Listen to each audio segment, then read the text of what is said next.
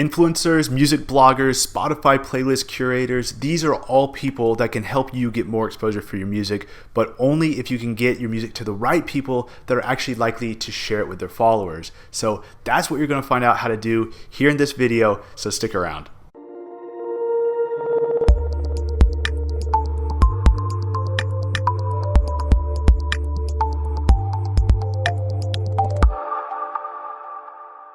What's up guys, Justin here, and in this video you're going to learn how to find the right people to submit your music to so you can increase your chances of having those people share your music with their followers. Now this video is part 2 in a 4-part series featuring Jason Grishkoff, professional music blogger and founder of SubmitHub and Indie Shuffle. Now if you haven't already watched part 1, I highly recommend that you go ahead and do that first. I'll post a link in the description of this video so you can go check that out first. I can assure you, you're going to get a lot more out of this video if you make sure to watch part 1 first. In part 1, Jason explained how to use SubmitHub to submit your music to bloggers. In part 2, he's going to share some insights into finding the right people to share your music with so you can have a much better chance of getting your music picked up. So let's go ahead and get started. I'll let Jason take it from here. Okay, here's the money page. This is it. This is the big one, right? This is where all the magic happens. It's a list of a huge amount of blogs. On the left-hand side, we've got some filters that we can play with. And the very first thing we should play with, as it says here in orange, it says start with genres. So this is a difficult thing for a lot of artists, but it's actually the most important part on SubmitHub. So I strongly recommend spending some time on this. Alan, you can definitely submit a video of the song. Not a problem. In fact, this Tame Impala song we're submitting right now, I think I used YouTube as the main source. So first thing we want to do with our genres is you can see they're divided into parent categories. And this is where I mentioned, I think we've got 140 genres, but you know, like I open up the rock category and you can see there's just all sorts, there's like 8 genres of metal in here, right? Do you want thrash metal, metalcore, melodic metal? Like it really gets quite granular. And what happens is as soon as I pick one of these, so let's say I want to pick, you know, Tame Impala is definitely indie rock. So let's say I choose that. You can see my list here. Something happened. It's sort of refreshed. And what it's done is it's actually filtered down this list of curators I can send to based on the people who like indie rock. Now I might say, okay, well, Tame Impala is more than just indie rock. They also have a little bit of psych rock in it, right? So we're going to put that in as well. Cool. So now we've got 2 genres in the mix, indie rock and psychedelic rock. And what's happened to our list is that it's now showing us curators who like indie rock and psychedelic rock. The most important thing you can do when choosing who to send to is think about your genres and then sort the list by genre match. Because on SubmitHub, when we've got these curators, right, we screen all of the curators, make sure that they have some value to add to artists. We're strongly anti-payola. We're strongly anti-fake stuff. We try our best to weed all of that out. But at the end of the day, we let these guys make a lot of their own decisions. So the blogs get to say which genres they want to receive. We then take that data and we look at their behavior on the site. Which songs do they actually share? What do they actually seem to like? I mean, and so then we'll say, okay, cool. Well, Indie Shuffle said they want rap, but we can tell, you know, they've received 300 rap submissions and they've only approved 2.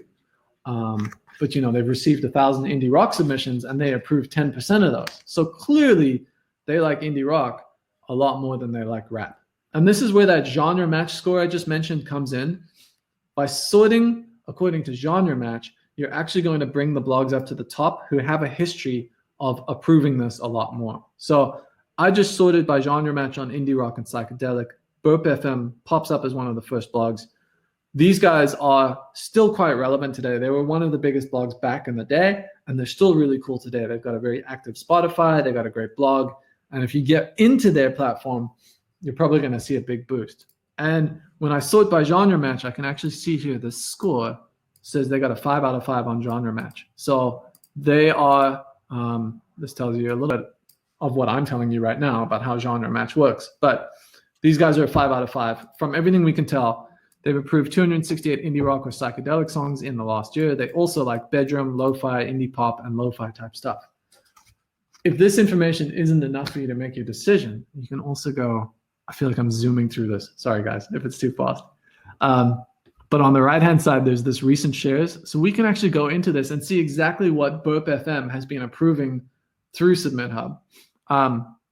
These dates are not accurate because we're actually looking at an old database on my computer. But if you go on SubmitHub, these numbers will look a lot more fresh. It will show you what Burp FM has shared today, yesterday, last week, etc. And you can actually go through all of these and play them in line right where you are. And you can get a taste of, okay, I like indie rock and psychedelic.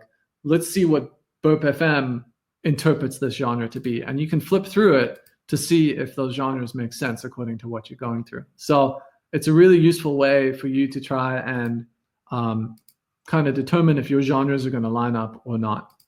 I guess I was going to point out one last thing with the genre match is that sometimes you'll see a note, something along the lines of they've approved a bunch of indie rock, but they don't like psychedelic rock. And it kind of gives you some more hints into what they do like. And so these guys might be worth sending to because they do like indie rock. And if you feel you fall more into that genre than psychedelic rock, you consider it.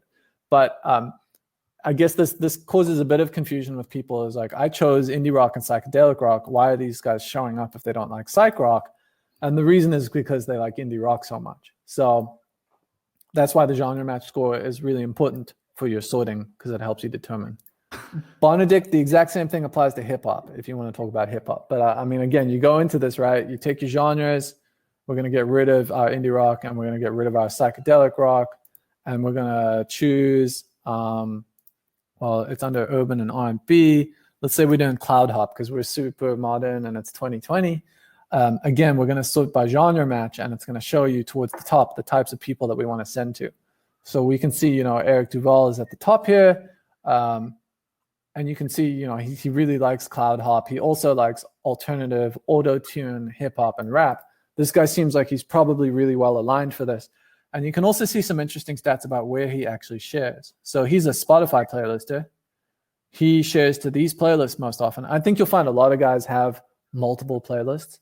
But you can see, okay, cool. So he shares to this little Peep playlist, but also his chill rap and trap, which gets, 110 average plays if you get into it.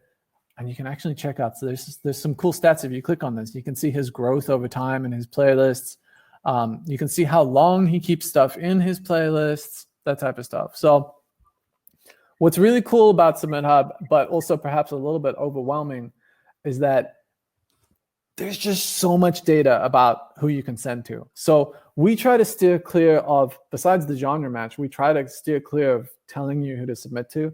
Ultimately, it's your choice, and the data is there for you to do the analysis. So same thing applies to hip hop. I guess that was the question. Blues curators, there are. So what you can do, actually, you don't even need a SubmitHub account. You can just go to submithub.com/blogs, and you'll be able to see this same list I'm looking at and filter it by the same genres. So we can go to here to blues. It looks like there's about 50 curators, and it shows us, again, genre match, what's going on. I would say blues in general is a bit more of a niche genre, because I think what you got to consider with these curators, right? There's Spotify playlisters, Instagram influencers, YouTube channels, SoundCloud. They're mostly younger people between 16 and 30, 16 and 40. And I mean, I love blues, but I would say in general, it's got an older demographic. And so there actually aren't that many curators who are running blues blogs or stuff like that. And I think that the same logic can be applied to genres like jazz, although I think that's seen a sort of a resurgence with all these sleepy lo-fi jazz hip-hop playlists that are floating around. When we're on this page, you can see on the left-hand side, there's a checkbox next to each name, and underneath it are these little dollar symbols. Each dollar stands for a credit. So if you see one with $1 sign, that means they cost 1 credit. If you see someone with $2 signs, that means they cost 2 credits. It can be 1, 2, or 3 credits that they would cost. And these guys actually get to sort of set their own price. So we aren't saying they cost 3, they cost 2, they cost 1. What happens is that they come to us and they try to justify why they cost more money or why they deserve more. For some of them, it's really obvious. They're ginormous and they're getting 200 submissions a day and they just can't handle it. So they up the price a little bit. For others, it might be because they just don't have much time or they're in a very specific niche genre, stuff like that. So pay attention to the numbers going on here. Some other cool filters here, you can sort of filter by people who don't approve enough or approve too much. Some people only approve 1% of their submissions, and you might say that's a total waste of time. And if you do, I would agree with you. I think it's a total waste of time. Don't send to someone like, or rather, if you see someone has an approval rate that's less than 1%, expect that there's a 99% chance you will be rejected. So you can make your decision based on that. But as we go through this list, you can actually see the approval percentage of each one, and it shows you their approval percentage in the genre, and then the little gray mark here is actually their approval percentage overall. So Santa Rosa Records has a 4.1% approval rate for indie rock, or sorry, blues, pardon me. And their overall approval rate is only 2%. So they're twice as likely to approve a blues song as any other song in their list. Anyway, you can use this filter to sort of cut out. Let's say, okay, well, we don't want to waste our time with anyone who approves less than 10% of submissions. So we'll go ahead and do that. And it's going to narrow our list down. It's only going to show us people who approve more than that. The caveat here is that the higher someone's approval rate, the lower the quality of their share will typically be. So someone who approves 30% of their songs and gets 100 submissions a day is sharing 30 songs a day. They're probably exhausting their audience, and their reach is not going to be as big, right? YouTube channels, on the other hand, tend to only upload one song every day or two, and they have really low approval rates. But when they do upload a song, they get huge reach from it. So it's something to keep in mind. You might want to just get an ego boost and submit to a bunch of guys who have like 20, 30% approval rates. You know, you send to 20 of them and you get approved by 7 of them. It's a pretty good return, but you got to prepare yourself for the fact that when they actually end up sharing your stuff, it's probably going to get buried pretty quickly. Zach, if you could get me wine, that'd be great. But this is it. You know what they did for our lockdown in South Africa? They've actually banned the sale of alcohol, which I think is like a form of cruel and unusual punishment. But just make it even worse. Yeah, we have a stockpile. We're We're rationing though. We're rationing. Smart. So approval rates are an interesting one. Like your tendency is to dismiss someone with a really low one and go for the people who have higher approval rates. But just keep in mind that typically the lower the approval rate, the more attention your song will get if it does get shared. So it's sort of a balancing act, right? You're more likely to get rejected, but if you do get shared, the Indie Shuffle, as an example, our approval rate is 3%. So that means 97% of the time we say no. But that 3%, like if you get shared on Indie Shuffle, it's a pretty high quality share. It's probably going to lead to a nice kick up somewhere throughout your stuff. So it's a balance to be had.